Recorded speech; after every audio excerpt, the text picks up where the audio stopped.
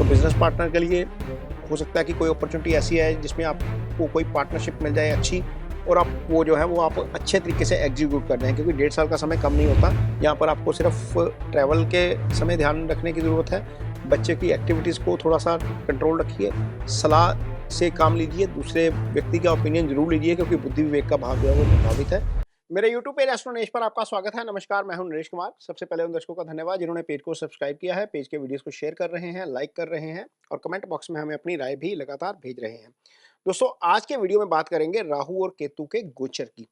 Basically Rahu के ही गोचर की बात करेंगे। जब राहु के गोचर की बात करेंगे तो केतु का एनालिसिस खुद ब खुद हो जाएगा, क्योंकि ये दोनों ही ग्रह एक ही समय पर गोचर करते हैं, आमने सामने रहते हैं, हमेशा वक्री अवस्था में रहते हैं। लेकिन इन ग्रहों का गोचर जो है वो बड़े इंस्टेंट रिजल्ट देता है। ये वक्री अवस्था में रहते हैं हमेशा, इनका कोई फिजिकल एग्जिस्टेंस नहीं होता। जो फिजिकल एग्जिस्टेंस जैसे सन का है, मून का है, गुरु का है, जुपिटर का है, वीनस का है, मरकरी का है, इस तरीके से राहु केतु जो है वो दो इमेजिनरी पॉइंट हैं। लेकिन इंडियन मैथोलॉजी के हिसाब से या इंडियन एस्ट्रोलॉजी के हिसाब से यदि हम चलते हैं तो ये जो दो इमेजिनरी पॉइंट हैं, एक राहु है, एक केतु है। और इसके पीछे की कहानी सबको पता है। स्वरभानु राक्षस से जब अमृत मंथन हो रहा था तो उनका जो सर है वो धड़ से अलग कर दिया गया था सुदर्शन चक्र से। तो वो जो ऊपर वाला पार्ट है वो राहु है। राहु क्या करता है? राहु आपको इमेजिनेशन ज्यादा देता है। यदि वो पॉजिटिव पोजीशन में है तो आपको पॉजिटिव इमेजिनेशन बहुत होगी। यदि वो नेगेटिव पोजीशन में है आपकी कुंडली में तो आपके विचार जो है वो नेगेटिव साइड की तरफ ज्यादा चलेंगे। और हम सब जानते हैं कि जो हम सोचते हैं वो हम बन जाते हैं। यदि हम ज़्यादा नेगेटिव सोचेंगे तो हमारी पर्सनैलिटी नेगेटिविटी की तरफ चली जाएगी, हमारे ट्रेड्स नेगेटिविटी की तरफ चले जाएंगे। यदि हम पॉजिटिव सोचेंगे तो हमारी पर्सनैलिटी भी पॉजिटिव होगी, थॉट पॉजिटिव होंगे तो हम जो है वो कंस्ट्रक्टिव काम ज़्यादा कर पाएंगे। तो इस वीडियो में ये बताएंगे आगे जाकर 2025 में राहु का जब गोचर होगा वो किस तरह का फल करेगा, क्योंकि राहु अभी फिलहाल तो मीन राशि में गोचर कर रहे हैं। 29 मई 2025 को जो है वो राहु का गोचर होगा। यहां पर देख सकते हैं आप स्क्रीन के ऊपर 29 मई 2025 से लेकर 25 नवंबर 2026 तक ये गोचर है। ये लगभग 1.5 साल का गोचर होता है।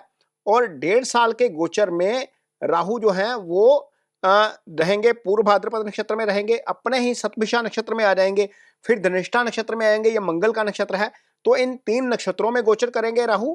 इसके अलावा जो है केतु का गोचर जो है वो सिंह राशि में होगा।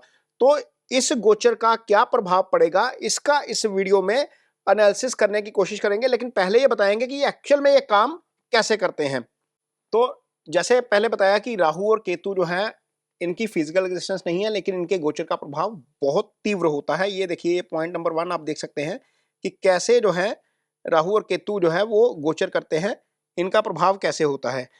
और इनकी अपनी कोई राशि नहीं होती, राहु और केतु की अपनी कोई भी राशि नहीं होती।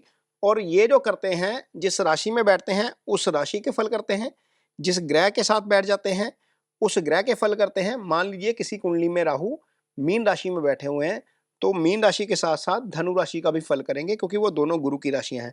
मान लीजिए राहु गुरु के साथ ही बैठे हुए हैं तो राहु गुरु के भी फल कर जाएंगे। कहने वाले कह सकते हैं ये चंडाल योग होता है, लेकिन सारे केसेस में ये चंडाल योग नहीं होता, कईयों में ये राजयोग में कन्वर्ट हो जाता है। तो ये डिपेंड करता है।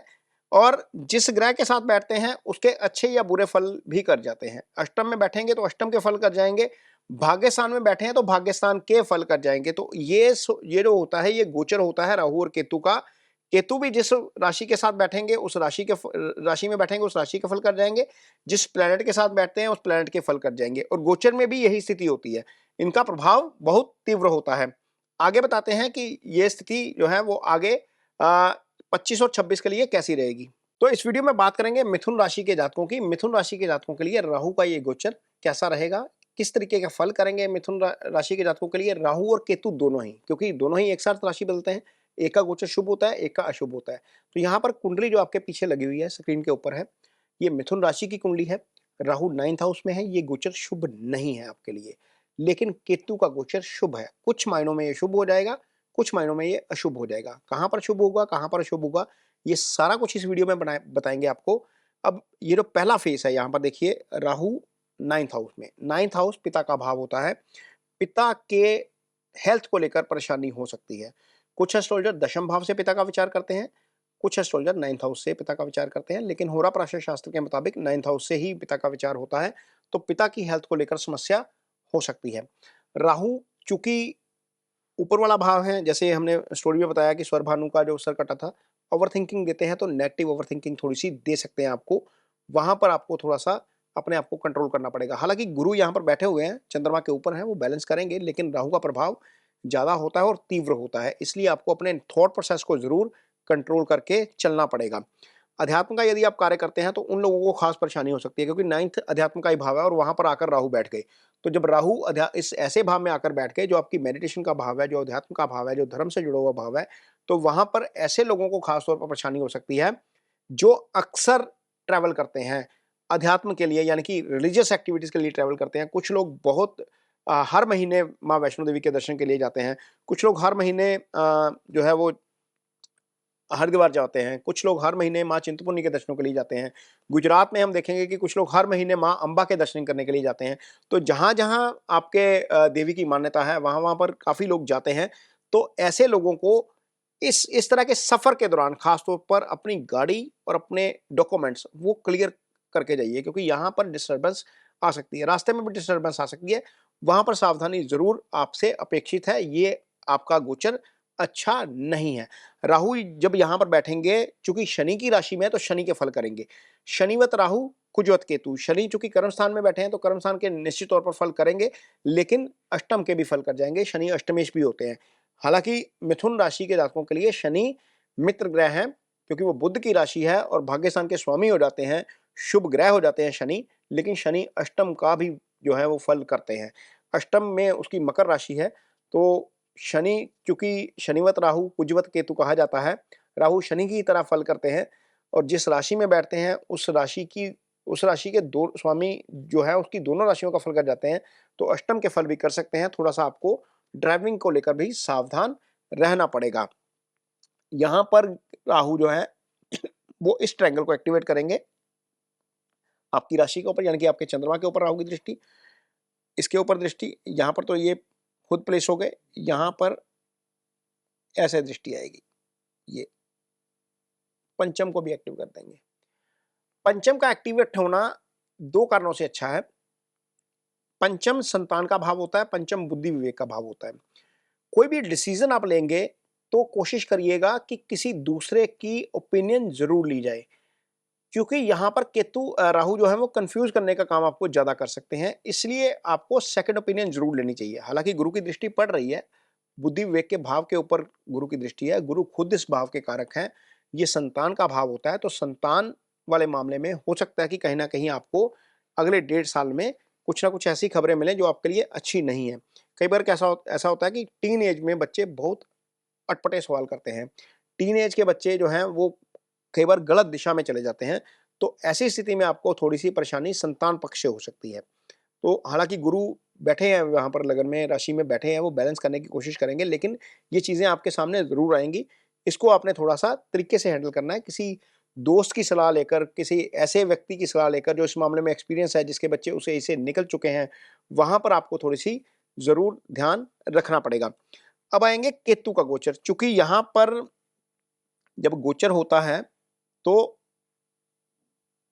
एक शुभ होता है, दूसरा अशुभ हो जाता है। अब केतु का गोचर यदि हम देखेंगे, तो केतु का गोचर आपके लिए जो है वो शुभ हो जाएगा।